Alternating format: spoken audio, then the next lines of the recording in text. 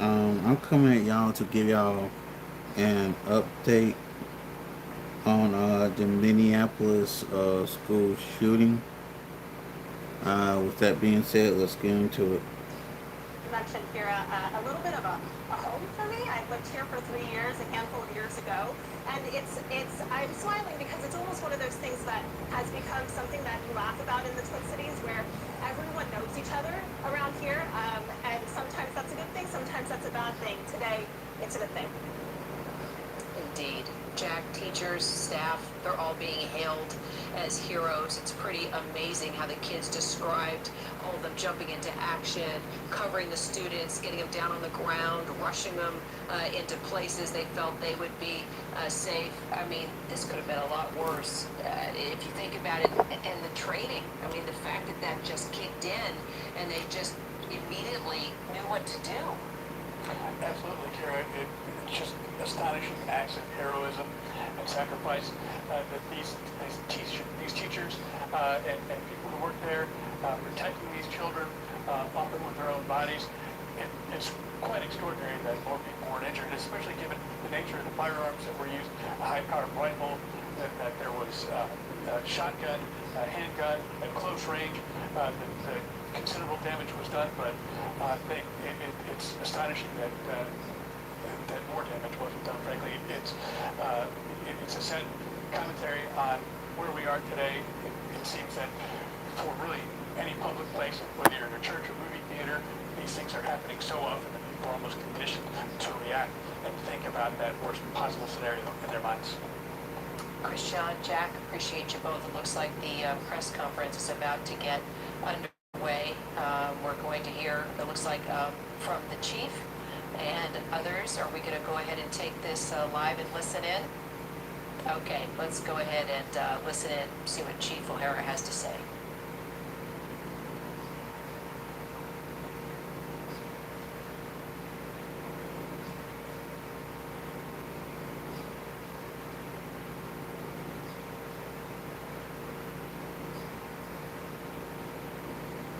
Even in the face of evil, Here we the go. Minneapolis Police Department and all of our law enforcement partners collectively stand together with you. Stand together with you. We stand with our families that have been affected by this senseless violence, as well as with the parish community. We will continue to be here for all of you. The men and women of the Minneapolis Police Department who responded yesterday did not hesitate.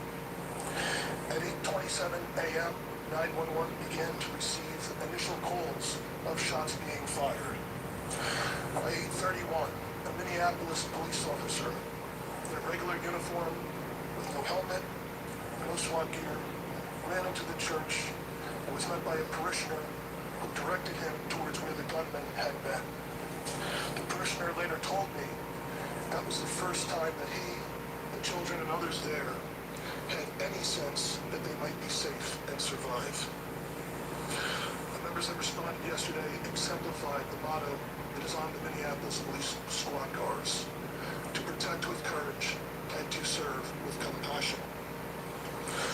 All of our law enforcement partners, first responders, and many children, members of the school staff, and parishioners of Annunciation Catholic Church all showed incredible courage yesterday in the face of unspeakable horror. As the investigation continues, we will continue working alongside our county, state, and federal law enforcement partners as we continue to be critical as we piece together exactly what happened. At this time, we have identified a total of 20 victims that had injuries resulting from gunfire, including the 8 and 10-year-old who were killed yesterday. 15 of the injured are children between the ages of 6 and 15. 3 of those injured are adults in their 80s. Those who remain hospitalized need all of our support as we continue to pray for a speedy recovery for all of our victims. During the processing at the scene at Annunciation Church yesterday, 3 shotgun shells were recovered, along with approximately 116 rifle rounds. Gang. One live round was recovered from a handgun that appears to have malfunctioned as the shooter attempted to use it and became stuck in the chamber. There were 4 search warrants that were executed yesterday. One at the church, the others were executed at residences believed to be associated with the shooter. One of those residences was in the city of Minneapolis, the second one was in Richfield, and the third one was in St. Louis Park, which are both bordering municipalities. Additional evidence was recovered as a result of these warrants. Literally hundreds of pieces of evidence have been recovered thus far, which include electronic devices that will be further searched and processed. It now becomes our job collectively with all of law enforcement to process that evidence. And so this investigation will continue, and we will follow all of the evidence to its logical conclusion. I am aware, however, that this may not ultimately provide the answers that our public is looking for. When something terrible happens, the public expects law enforcement to provide some explanation for what happened. But the reality is, this is an unthinkable, completely senseless act. Violence perpetrated against children worshiping at Mass. And no investigation, no evidence will ever be able to make sense of such an unthinkable tragedy. That being said, we will do our best to determine and identify a specific motive. What we have seen so far is this is an individual who, unfortunately, like so many other mass shooters that we have seen in this country, too often and around the world, had some deranged fascination with previous mass shootings and very disturbing writings that demonstrate hatred towards many different individuals and different groups of people. And he fantasized about the plans of other mass shooters. Unfortunately, again, this has become all too common in our society. That being said, we know ultimately the purpose of the shooter's actions was to obtain notoriety for the shooter themselves. That being said, I have only said the name of this shooter once, and I'm asking members of the media to stop saying the shooter's name. That was the whole purpose of why he did this heinous act, to obtain that notoriety for themselves. As schools in our city are beginning to start this week and next, Oh, I didn't realize how much come on. moving my chair was pulling Get me out. out of work. My desk every time I shifted over. 1 second, Tragic and unspeakable situation where more family members have been killed. We are committed to making this time different. And we have so many residents around our city and around our state that are 100% united to make sure that something like this doesn't happen again. Of course we're standing up with love. Of course we're standing up with thoughts and with prayers. But thoughts and prayers are not going to cut it. It's on all of us to see this through so that there is an action, so that something like this never happens again. We need action at the federal level. We need action at the state level.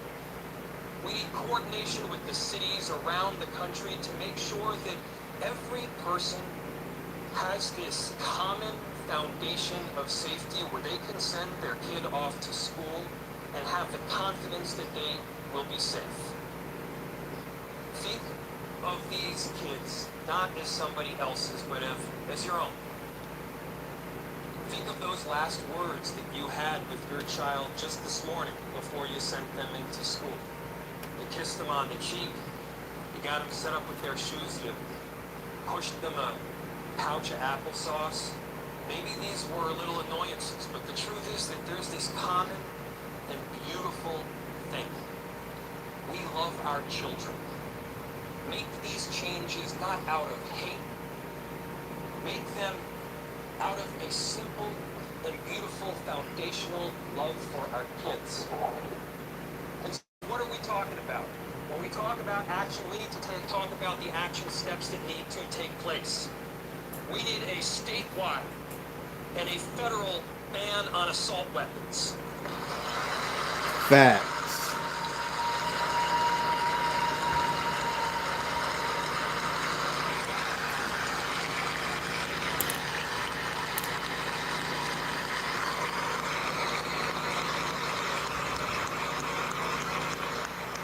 We need a statewide and a federal ban on high-capacity magazines.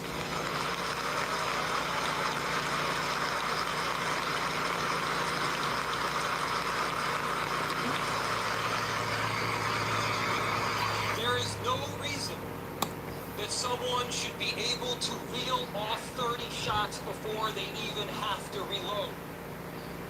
We're not talking about your father's hunting rifle here. We're talking about guns that are built to pierce armor and kill people. Why do we have them coming in by the trunkload onto our streets around the country? And this is not just about Minneapolis. Because you can buy an assault rifle in Milwaukee, and that assault rifle is in Minneapolis by noon that very same day.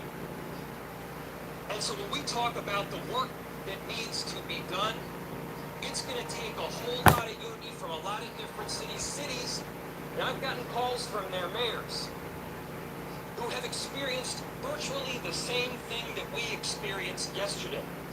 And because we love our kids, because we love our families, because we love our constituents, we all have the obligation to act. And what you see here, you see federal congresswomen, you see we see our Minneapolis state delegation. You have council members from both Minneapolis and St. Paul. You have our sheriff. You have Moms Demand Action, Protect Minnesota, and every town all united and rallying around a common theme, which is keeping our cities and our country safe. And here's the thing. To the extent the federal government isn't willing to do it, to the extent a divided legislature prevents our state from acting, and by the way, I know that our Minneapolis delegation is on board with this work because they've been doing it. Thank you.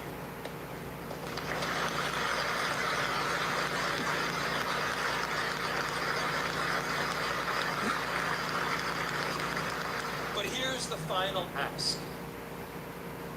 To the extent other levels of government are either unwilling or unable to keep cities safe, let us do it ourselves.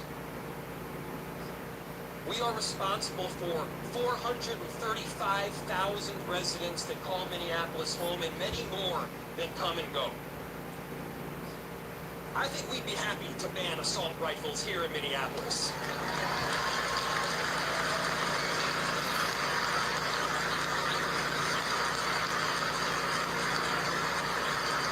I know we'd be happy to prevent the next mass shooting from taking place. We have every obligation, not just to each other, but to these families that call Minneapolis home. We love them.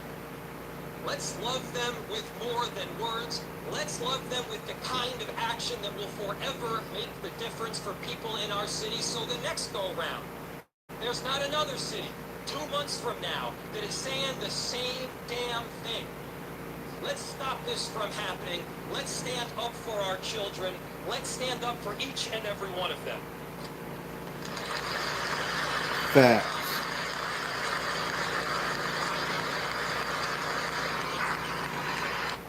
And here's the thing I don't understand. Why the hell do we need assault weapons anyway? Why do we need assault weapons?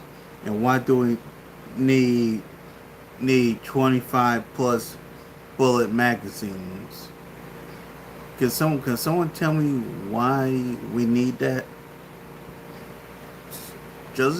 It's just a question. Let's continue. Ah, crap. Bored with your same 3 healthy meals? Hold on. Here we go. tragic and unspeakable situation where more family Sorry, members y'all. have been I keep killed. messing it up. I'm just gonna We are let it committed to play. making this time different. That we have so many residents around our city and around our state that are 100% united to make sure that something like this doesn't happen again. Of course we're standing up with love. Of course we're standing up with thoughts and with prayers.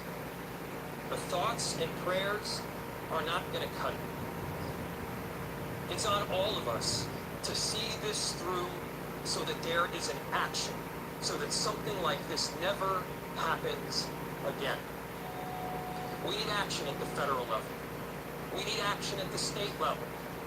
We need coordination with the cities around the country to make sure that every person has this common foundation of safety where they can send their kid off to school and have the confidence that they will be safe. Think of these kids not as somebody else's, but as your own. Think of those last words that you had with your child just this morning before you sent them into school. You kissed them on the cheek, you got them set up with their shoes, you pushed them a pouch of applesauce. Maybe these were little annoyances, but the truth is that there's this common and beautiful thing. We love our children. Make these changes not out of hate. Make them out of a simple and beautiful foundational love for our kids. And so what are we talking about? When we talk about action, we need to talk about the action steps that need to take place. We need a statewide and a federal ban on assault weapons. Thank you.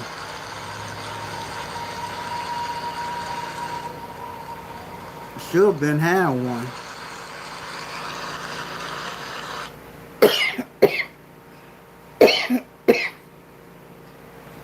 I remember when New Zealand had a shooting. New Zealand had an assault weapons ban. New Zealand had a ban on assault weapons in 10 days flat.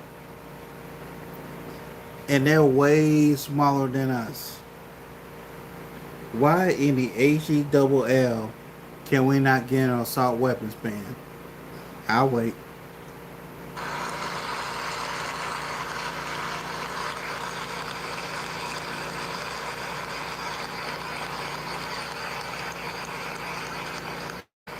We need a statewide and a federal ban on high-capacity magazines.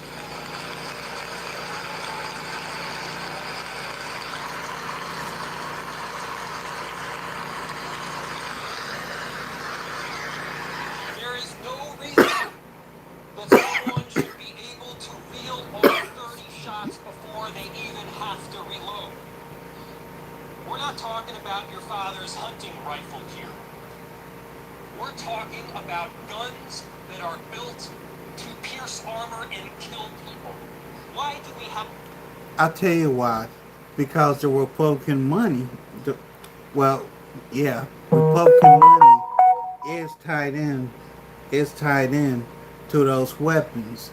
That's why you're not going to get an assault weapons ban, because Republican money is tied in to gun manufacturers, and not only that, but even the Pentagon is even tied in to defense contractors.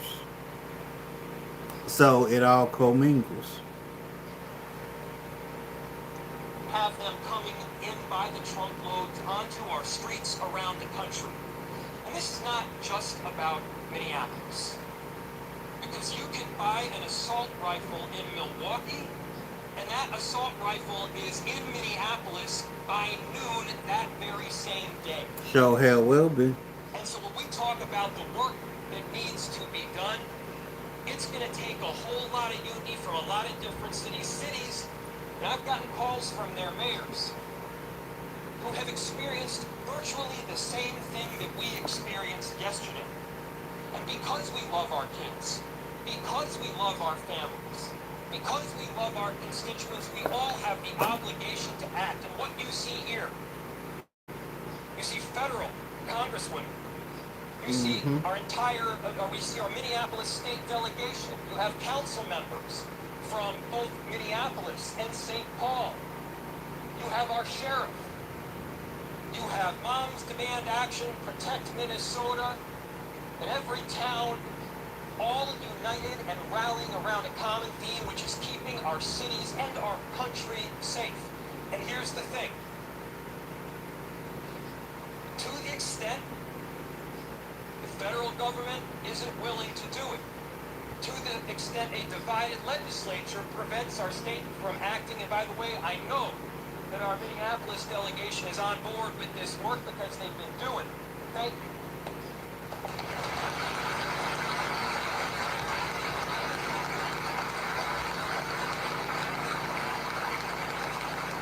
But here's the final ask.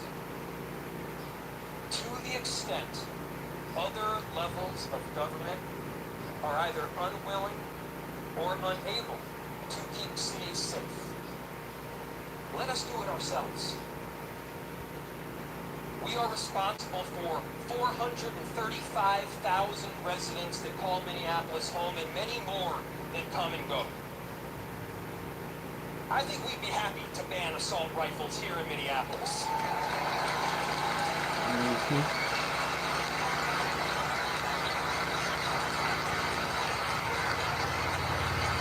I know we'd be happy to prevent the next mass shooting from taking place. We have every obligation, not just to each other, but to these families that call Minneapolis home. We love them. Let's love them with more than words. Let's love them with the kind of action that will forever make the difference for people in our city, so the next go round, there's not another city 2 months from now that is saying the same damn thing. Let's stop this from happening. Let's stand up for our children. Let's stand up for each and every one of them.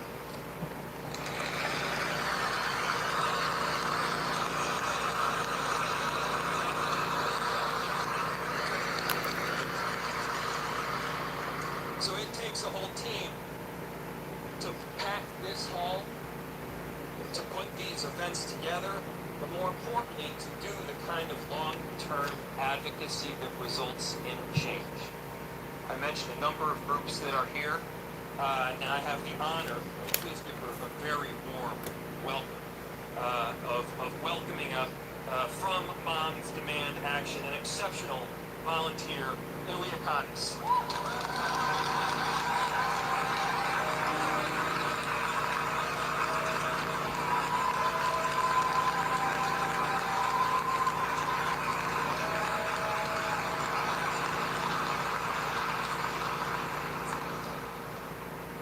As the mayor said, my name's Leah Kottis. I lead the Minneapolis local group of Moms Demand Action for Gun Sense in America.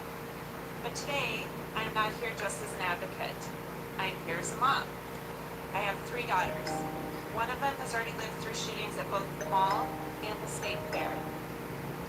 And I'm a Catholic, I forgot to mention that part. Now, here in our own city, families are living through the nightmare of shooting on the very first day of school. Annunciation Catholic School should have been a sanctuary. A place where kids laugh with their friends, teachers prepared lessons, parents feel safe dropping their children off in the morning. Instead, gunfire tore through those doors. Children were gunned down in church, praying in their place of worship. Another school year begins, and once again it is marked by gun violence. This is not an isolated incident. Less than 24 hours before this tragedy, there was another shooting here in Minneapolis. And in that case, an AR-15 silenced. These are weapons of war, and they are tearing through our communities over and over again.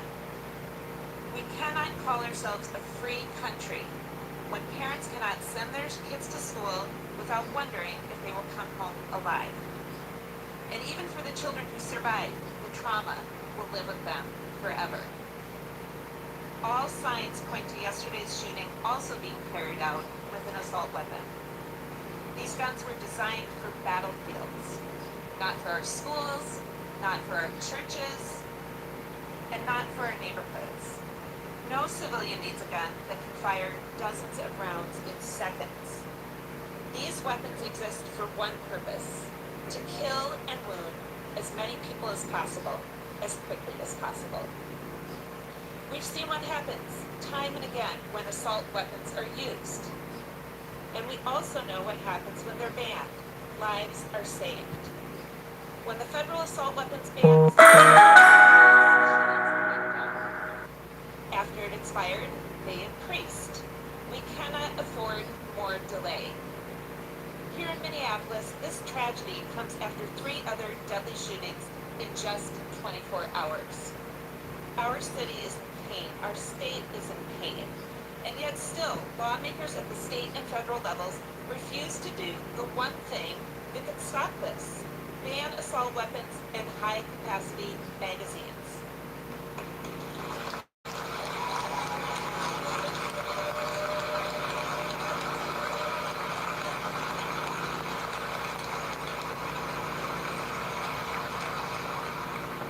Sending kids to school should not mean sending them into a war zone.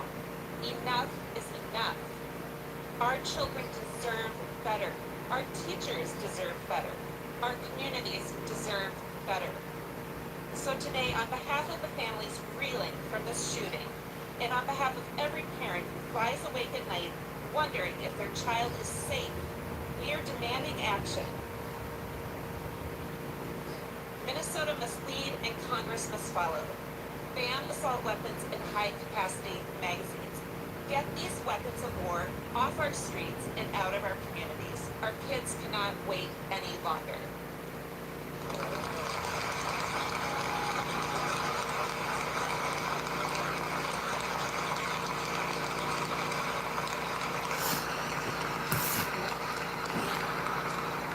Now it is my privilege to introduce my Congresswoman, Representative Ilhan Omar.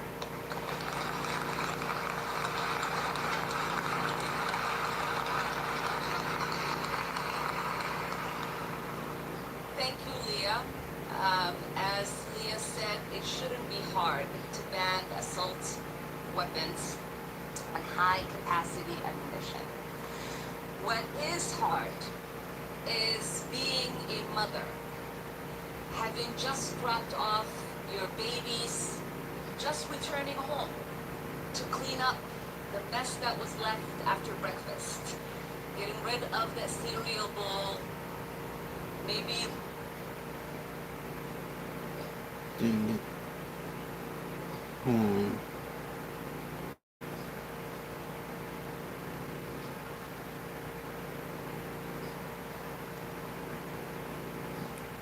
Dang it. Sorry. eat a little bit of eggs, scrambled eggs that was left over, the half-dranken juice box. That should be hard. And receiving that phone call before you are even able to get rid of the residue that your babies left as you dropped them off at school. And to hear that your 2 angels are no more.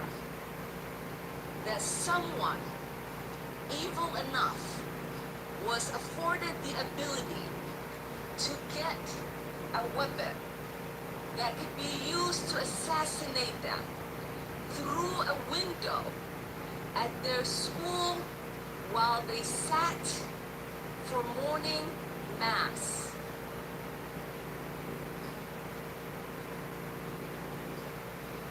I do not know I'll be back in a what second. society finds themselves in the place that we continuously find themselves since Columbine, that comes together in these moments of grief, that rightfully prays for the grieving families and victims, but does not come together to do whatever they can to make sure this does not happen again. Leah, the mayor, mentioned the fact that these are weapons that are used in war. I know a little bit about that. At the age of 8, I survived war myself.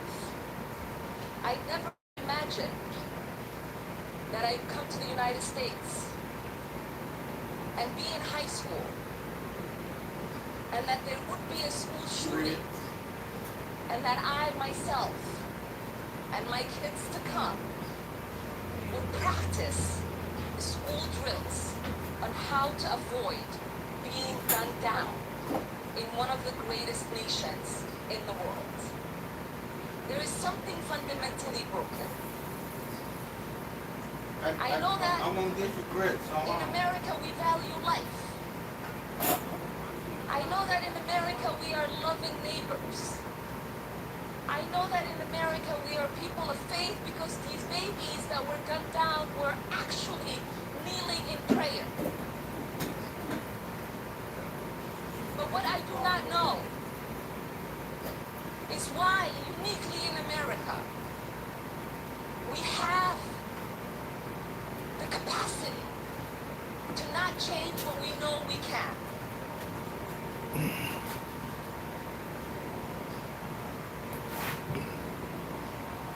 So that is what we must ask ourselves.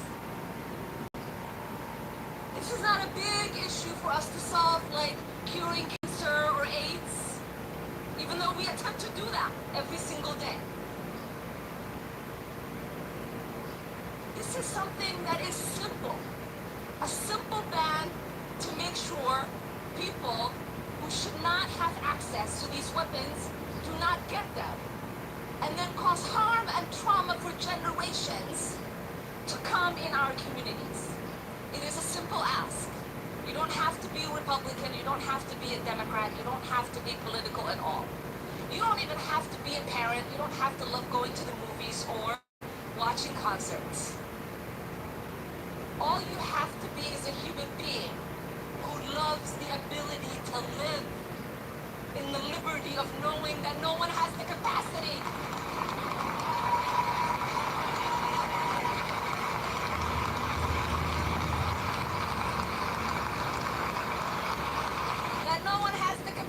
to take your life in seconds with the weapons that they shouldn't have access to.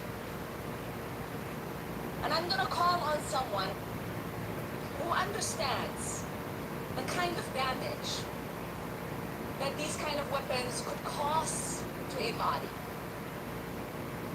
that also understands the trauma that children and families have to live with. This is Dr. Mark Coulter, who used to be the former CEO of Children's Hospital and specializes in trauma.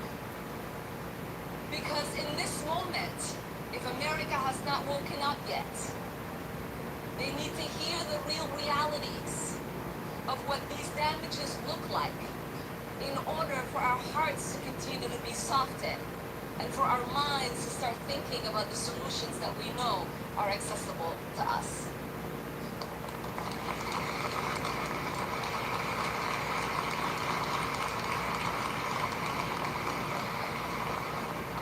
Thank you, Representative Omar. My name is Dr. Mark Rohrlich. I'm a pediatric emergency medicine physician.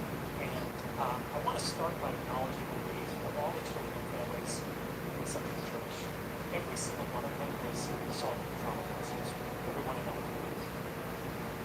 I also want to acknowledge the folks in the EMS system and at Hennepin Health and at Children's Minnesota who took care of those patients. Because I know from my 25 years in emergency medicine that when you have seen a small body that has been mutilated by bullets, you do not easily or ever get over that. All the more so because we all know it is entirely preventable. Since 2020, when gun injury became the leading cause of death for children in the United States, since then we have a public health crisis. And we are. Too often we are putting the emphasis on the word crisis instead of on the word health. This is a health issue. This is not a criminal justice issue or a policing issue. This is not a constitutional law issue. This is not a moral issue. It is a health issue. children are being injured and killed. They're being injured and killed by bullets coming out of guns fired by people in a social context. And a public health issue requires a public health approach. Centuries of public health research and experience tells us that we have to address all of those factors. In this case, starting with the lethality of the gun and the bullet. Now the mechanics of this are pretty simple, as Representative Omar said. It's simple. More bullets fired with more force, more injury. Fewer bullets fired with less force cause less injury. It really is that simple. And it turns out the epidemiology and the public policy is also quite simple. There is extensive research showing that in jurisdictions with stronger gun safety laws and policies, including limitations and bans on semi-automatic weapons and high-capacity magazines, that in those jurisdictions there are fewer people who die of gun injury. Easy, right? So what we need is those actions. We need those laws because those laws will save people's lives. Period. Those laws can and will save our children's lives. And so we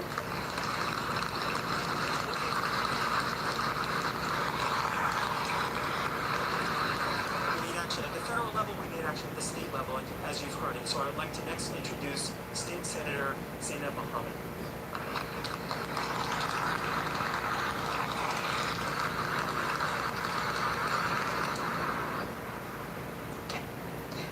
They're asking me to get lower so you can hear me. Speak louder? Okay, great. I want to thank everyone for being here today, including so many of my legislative colleagues.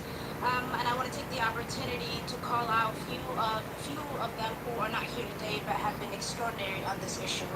And some who are with us, including Senator Marty, Senator Latz, and Senator Gustafson. The list of us who demand action on this issue is large and growing every day. And because we cannot go back in time, the moment to act is now. What happened at Annunciation Catholic School yesterday was an attack against our beautiful Southside community, against all people of faith, and against humanity. As we have said already, and it must be repeated, offering prayers for the victims is not enough. These children, some of us are privileged to be in a position to not only pray for peace, but to act on it and to create it. At the legislative level, we have taken steps to make our community safer. Red flag laws and enhanced background checks. We have and will continue to give law enforcement new tools. But the monsters who commit these horrific crimes and acts keep using the same tools. The same weapons of war turn up over and over at different shootings. High-powered, high-capacity rifles have killed thousands of Americans over the decades, and hundreds of children, including the ones yesterday. It makes me sick that our teachers and kids know what to do in the event of an attack, that they conduct drills to react when that awful moment comes. Parents have practiced at explaining the unexplained who have lost friends, who are afraid to go back to the classroom tomorrow. We can act here in Minnesota so that generations from now, our children's children won't fear and won't have to worry about anything but books, math, and maps. If the shooter had an ideology, it was one of hatred, of humanity.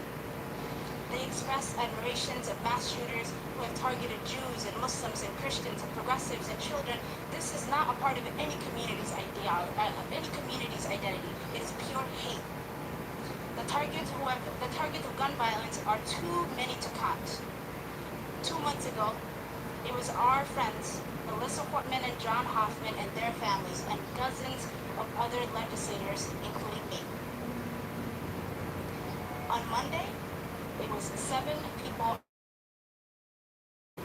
Yesterday, it was kids in church. Who will it be tomorrow? How will we explain to them we did nothing to save them? We cannot shield our children with our eyes closed and hands behind our backs.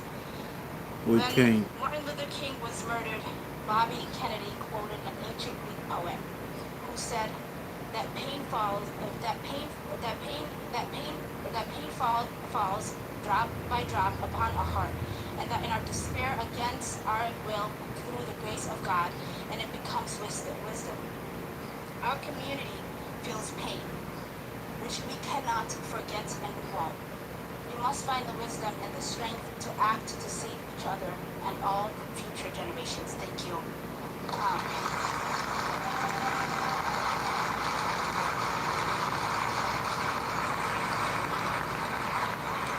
And next, I'd like to call up my partner in the Senate District, Representative Emma Beeman.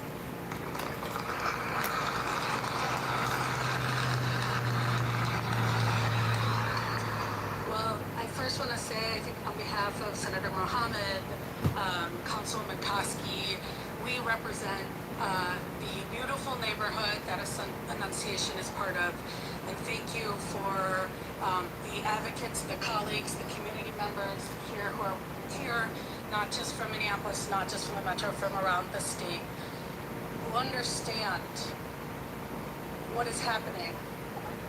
Our community is shaken and heartbroken. Losing 2 kids, 17 injured kids and parishioners, and a whole community who this tragedy has reverberated out. I found out about this from neighbors who called and texted and didn't know what was going on. They heard the barrage of bullets. Nobody should have to live through that. Nobody should lose their kids or family members over that, and communities shouldn't have to live like this. So for the last 24 hours, last day, we've been wrapping our arms around the community, around the families, around Annunciation Church, and everybody there. And I just want you all to know how important this community is. You know, this is the place where people go and give blood. It is where the very Jewish side of me got a Christmas tree. It is where Girl Scouts and sports teams, it is our entire community. And so when something like this happens, it is not just South Minneapolis, it is Richfield and Bloomington and the whole metro. And we join in our grief communities around the country that have been here before, that have been shocked and wrecked and have said this is unimaginable, and now it is imaginable because we keep letting it happen. Enough is enough. We cannot become numb to this. We cannot become numb. We cannot have people say there's nothing else we can do. Red flag laws don't work. Anything doesn't work. That is not true. And there is more we can do.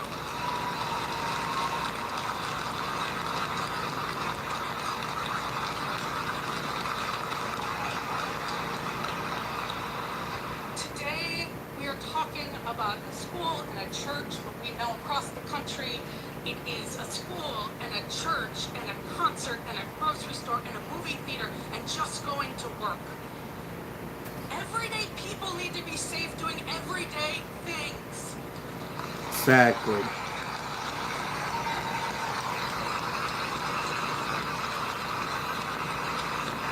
In Minnesota, we have been working hard to get this done, and we know that there's more to do, and we need elected officials, we need communities, we need everybody to demand this, because no longer can any elected official say, we will not take care of the guns that are killing our kids.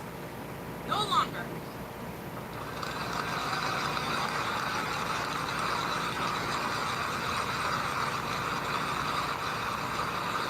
And we know that this is not a uniquely Minnesota issue. It is a national issue. And as our Congresswoman Omar said over and over again, and has said, we need a national solution. So we are going to get to work here in Minnesota. We have been getting to work. Behind me, whether it's Representative Frazier, Representative Mueller, and many others that my colleague Senator Mohammed mentioned, have been working night and day, years after years, and we are going to get it done. But what we know is Washington has to solve this problem with us.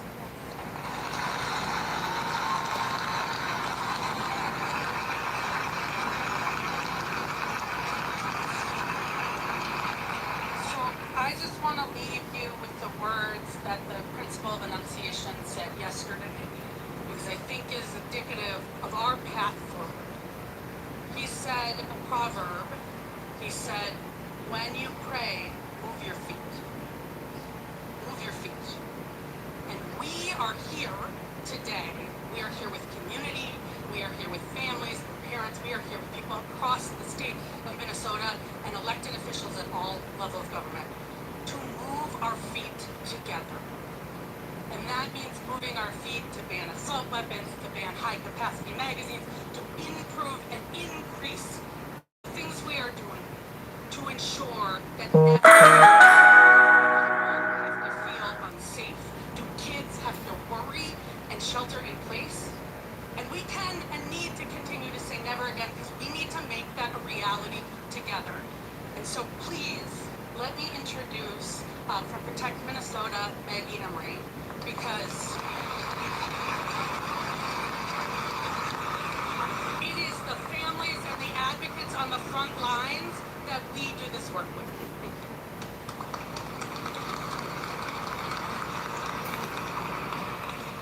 Good afternoon.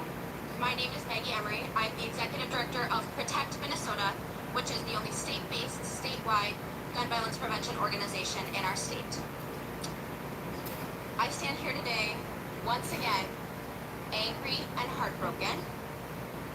In 2.5 years in this job, I have lost count of the number of times that I've stood in front of a microphone saying that I'm standing here angry and heartbroken, and I am just sick of it. Yet again, our children, our parents, and our teachers and our communities have been forced to live through a nightmare. Guns are the #1 cause of death for children in this country. Let me say that again, the #1 cause of death for children in this country, and every single one is preventable.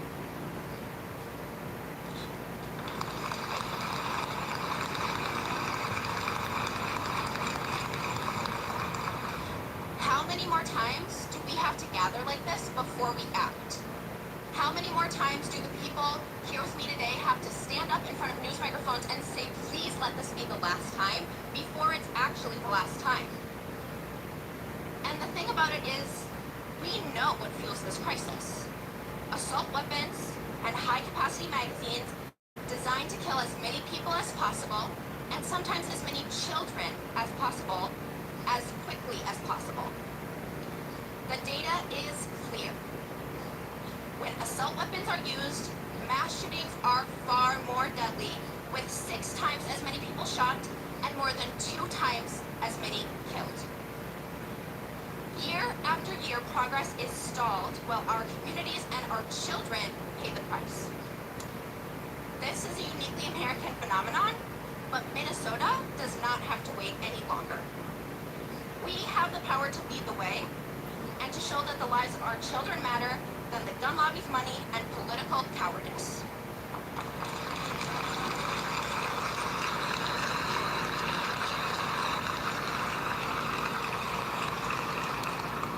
Enough delay and enough excuses. It's time to ban assault weapons and high-capacity magazines, and to finally put our kids right to simply grow up ahead of everything else. Brady was not able to be here today, but they asked me to read a brief statement of support, saying that Minnesota should finally join states around the nation that have said enough is enough and pass an assault weapons ban and a ban on large capacity magazines. And finally, I'd like to introduce our final speaker, our partner here in the state of Minnesota and around the country in ending gun violence, Moms Demand Action Executive Director, Angela Farrell-Zavala.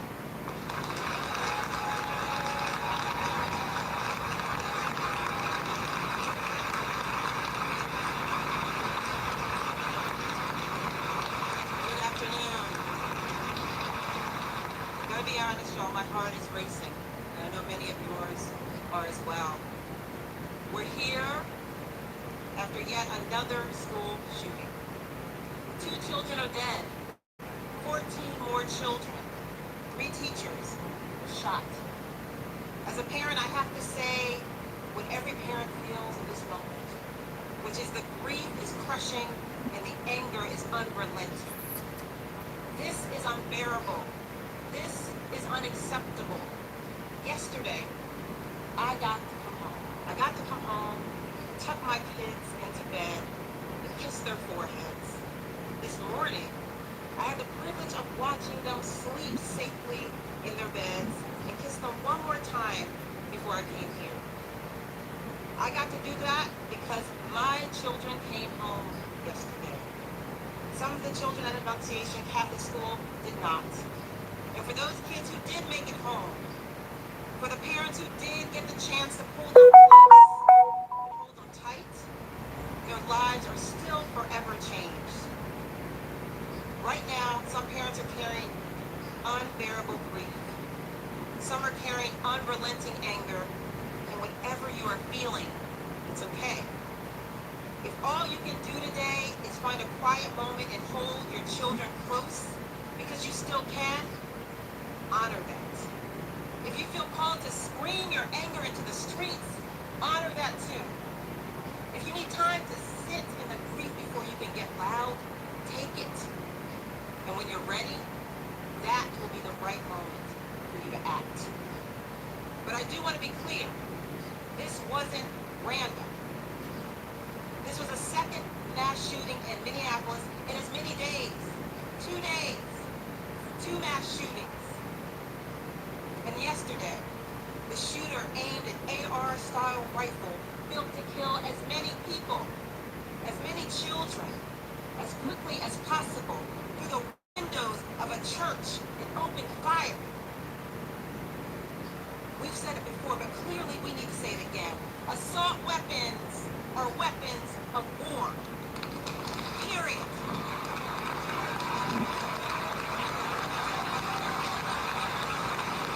They are designed for the battleground. They don't belong in our schools, in our churches, in our communities. And yet here we are, again, because politicians would rather protect profits than protect our kids.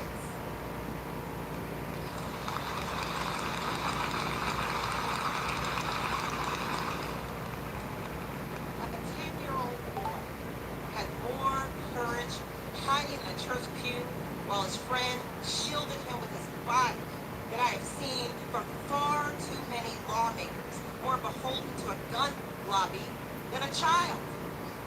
If children can show that kind of bravery under fire, why can't our lawmakers?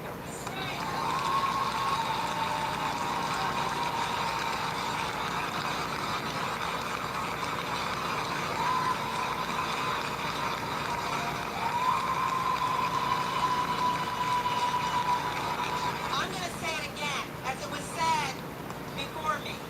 We need to ban assault weapons, period. We need to ban high-capacity magazines that allow fire more rounds without reloading, period. Here in Minnesota and across the country.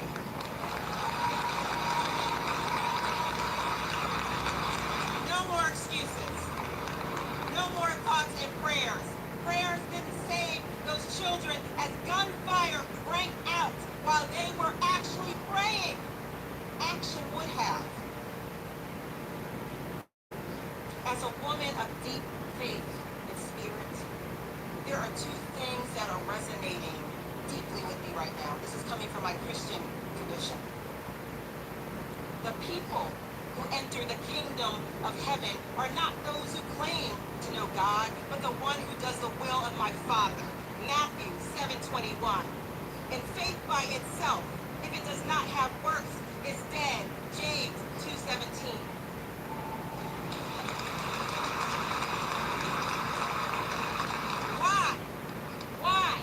Why are we leaving it to our children to fight gunmen armed with an assault rifle? Let me be clear. This isn't some kind of impossible ask. Assault weapons and our children can't coexist. And we have seen other states take the mantle.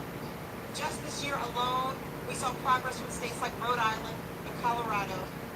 The majority of Americans, Republicans, Democrats, gun owners, veterans, people of deep faith, in fact, people from all walks of life agree that these weapons have no place in civilian life.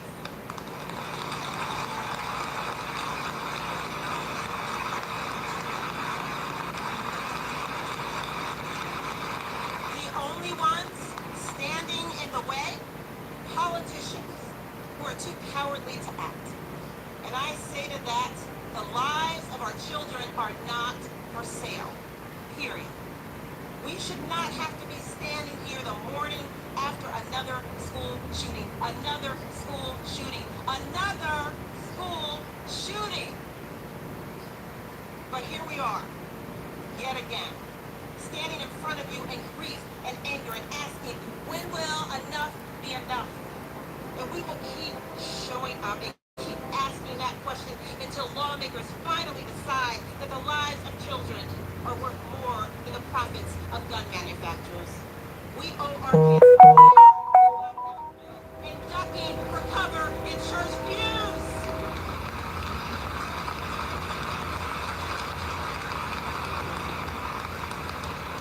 We owe them a future.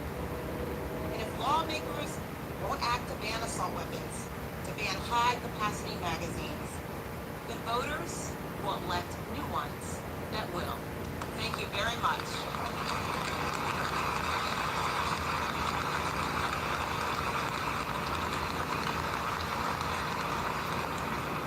We're going to take about 3 or 4 questions. I know it's running a little over, and then we can do some pull-asides after. So please raise your hand if you have a question, and just we ask that you direct your question to the speaker instead of generally. Go ahead.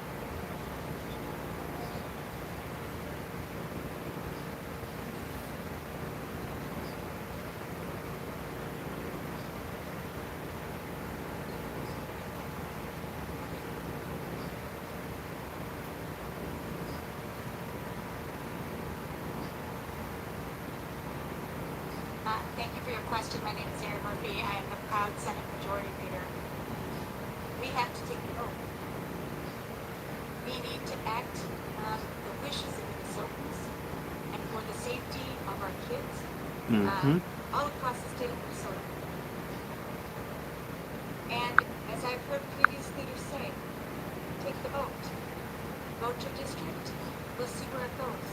But I think Minnesotans are clear with us. They are in favor of a ban on assault weapons, and they're in favor of a ban on high-capacity magazines. And it's time for us to love our children most and do our work.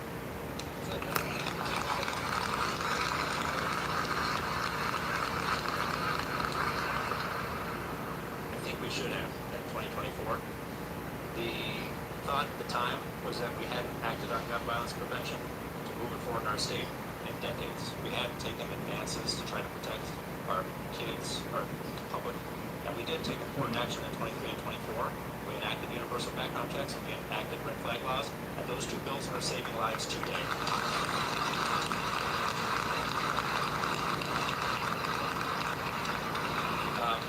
I had a bill drafted to ban assault weapons and ban high-capacity magazines, and I didn't introduce it.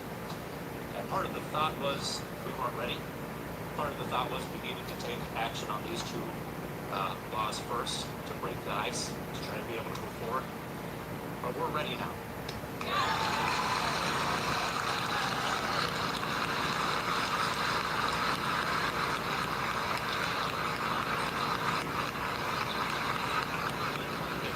It shouldn't have taken tragedy coming to Minnesota to be ready. I have an 8-year-old who goes to school a mile away from Annunciation Church. It should have taken it coming to our communities for us to be ready to act. We should have been ready to act then, but we are ready to act now.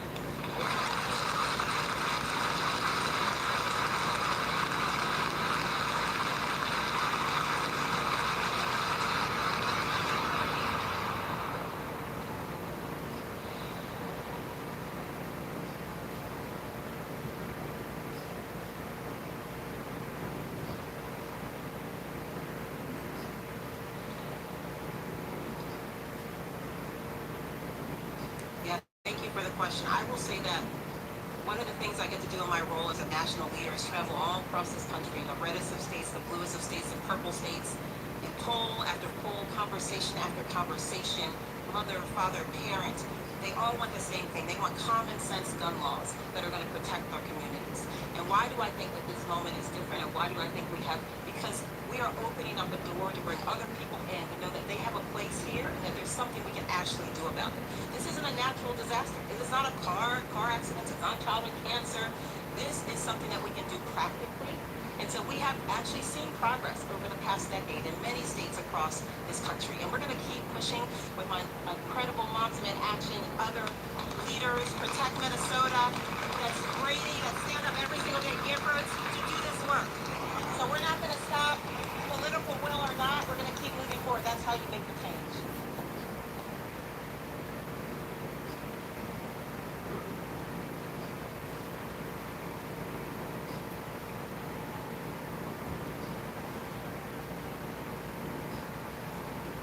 Are we done?